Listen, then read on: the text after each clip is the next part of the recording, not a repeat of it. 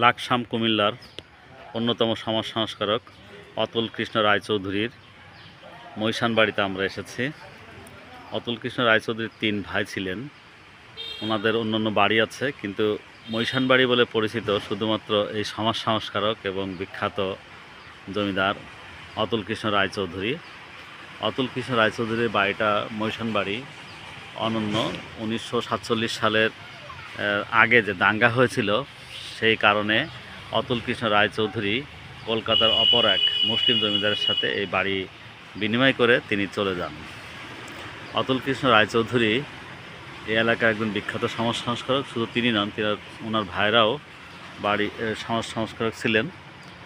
ওনারা এই দেশ ছেড়ে চলে গেছেন, কিন্তু ওনারা রয়ে গেছে ওনাদের সেই কীর্তিময় বাড়ি। বিশেষ করে অতুল কৃষ্ণ রায়চৌধুরীর নিজে হাতে প্রতিষ্ঠিত এই মৈশান বাড়িটা এখনও আছে। এটা অতি চমৎকার। কুমিল্লা শহরে, লাকসাম শহরে 2টা সমাজ সংস্কারকের বাড়ি, একজন নবাব ফয়জুন্নেসা চৌধুরানী এবং আরেকজন অতুল কৃষ্ণ রায়চৌধুরানী। দুজনই বাংলার ইতিহাসে, বিশেষ করে লাকসাম এলাকার শিক্ষা বিস্তারে এবং এই এলাকার মানুষের বিভিন্ন ধরনের সমাজ সংস্কারের কাজে ওনারা স্মরণীয়, বরণীয়।